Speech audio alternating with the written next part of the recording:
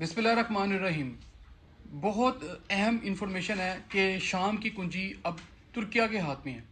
یعنی کہ ترکی اب شام کو دیکھے گا، اس کے معاملات کو دیکھے گا، اس کے انفراسٹرکچر کو دیکھے گا، اس کی سیکیورٹی کو دیکھے گا، ہر چیز کو دیکھے گا۔ اور 61 سال کے بعد شام کے لوگوں نے آزادی کا سانس لیا ہے، اور ترکیہ کے صدر طیب اردوغان نے اس کو مشاورت کی پیشکش بھی کی تھی، ملاقات کے لیے بھی کہا تھا، لیکن اس نے اس ملاقات کو انکار کیا، اور آپ نے دیکھا کہ کس طریقے سے وہ دم دبا کر شام چھوڑنے پر مجبور ہو گیا۔ اسی سلسلے میں ایک آرٹیکل ہے، وہ میں آپ سے شیئر کرنے جا رہا ہوں۔ ترکیہ اردوغان کے دور میں عہد رفتہ کی شان و شوکت حاصل کرنے اور دنیا میں سپر طاقت بننے کی کوششوں میں مصروف ہے۔ ترکیہ نے خطے میں اپنی دھاک بٹھانے کے لیے آرمینیا کے ساتھ مغربی ممالک کے گٹھ جوڑ کو ایسے ناکام بنایا کہ آرمینیا، جسے آذربائیجان کی سرزمین بالائے قاراباغ پر قبضہ کر رکھا تھا،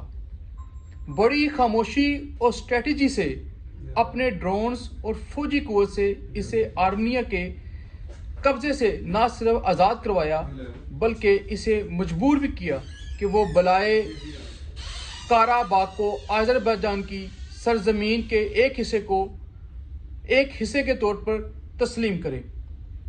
آذربائیجان کی سرزمین کے ایک حصے کو تسلیم اسے کرنا ہی پڑے گا، کیونکہ آذربائیجان جیسے مغربی ممالک اور خاص طور پر فرانس کی پشت پناہی حاصل تھی۔ ترکیہ کی عسکری قوت کے ہاتھوں مجبور ہو کر بالائی قاراباغ کو آذربائیجان کی سرزمین تسلیم کرنے پر مجبور ہو گیا۔ اس کے علاوہ ترکیہ نے لیبیا پر اپنی قوت گرفت قائم کی اور وہاں عرب ممالک کے ساتھ ساتھ فرانس کو ایک بار پھر پیچھے ہٹنے پر مجبور کر دیا۔ ترکیہ شام میں روس ایران گٹھ جوڑ اور امریکہ اور کردوں کے گٹھ جوڑ اور شامی پناہ گزینوں کی ترکیہ میں پناہ کی وجہ سے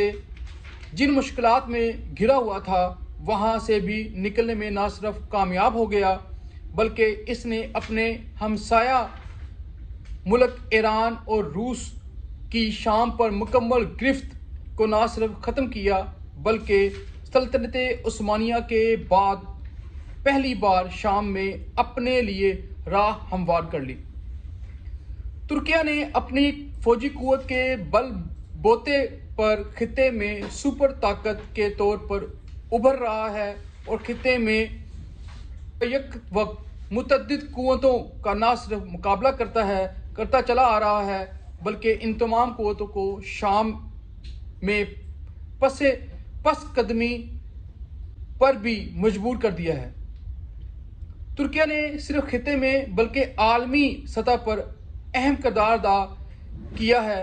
اور اس کے ساتھ ساتھ اس نے یوکرین روس جنگ کے دوران اور خاص طور پر غلے کی عالمی منڈیوں تک رسائی کے لیے جو اقدامات کیے ہیں، اقوام متحدہ ہی نہیں بلکہ روس، یوکرین اور امریکہ تک نے ترکیہ کے اس رول کی دل کھول کر تعریف کی ہے، جس سے عالمی سطح پر ترکیہ کی اہمیت ثابت ہوئی ہے۔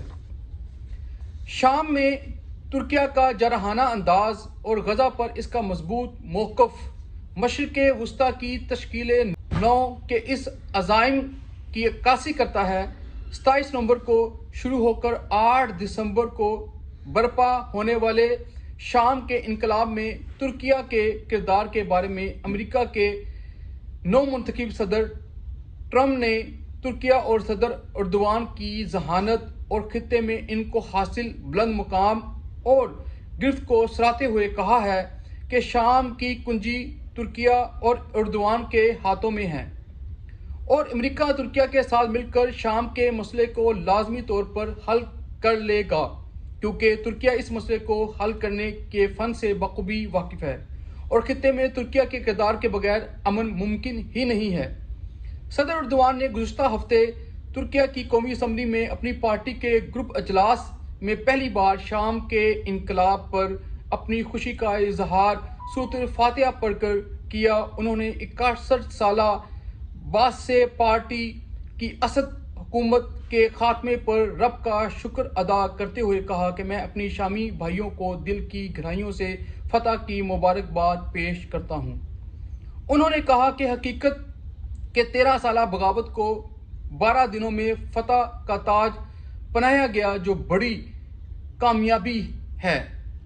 اردوان نے اس موقع پر اسد کے ساتھ ملاقات کی پیشکش کو دہرایا اور کہا کہ اسد نے جواب دینے کی ضرورت تک محسوس نہ کی اور اب اسد کا شام میں نام و نشان باقی نہیں رہا ہے۔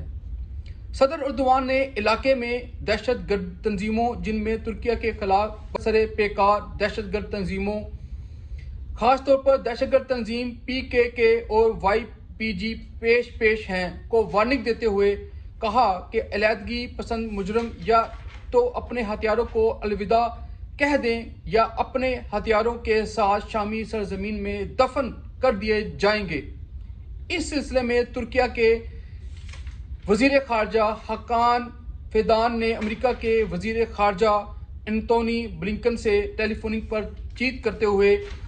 واضح کر دیا ہے کہ آئندہ شام میں امریکہ کی پشت پناہی کرنے والی ان دہشت گرد تنظیموں کا کوئی کردار نہیں ہوگا اور نہ ترکیہ اس کی اجازت دے گی۔ صدر اردوان نے اپنے خطاب میں بعد سے حکومت کی تباہی کے بعد نئے شام کی تعمیر کے لیے بین الاقوامی امدادی فنڈ بنانے کی ضرورت پر زور دیتے ہوئے دنیا بالخصوص عرب ممالک سے مطالبہ کیا ہے کہ وہ آگے بڑھیں اور شام کے تعمیر نو میں اپنے حصہ ڈالیں۔ اقوام متحدہ کی رپورٹوں کے مطابق اسد کے جبر اور شام میں جنگ سے ہونے والی تباہی کی کل قیمت $500 بلین کے قریب ہے۔ جنگ زدہ شام کے لیے یہ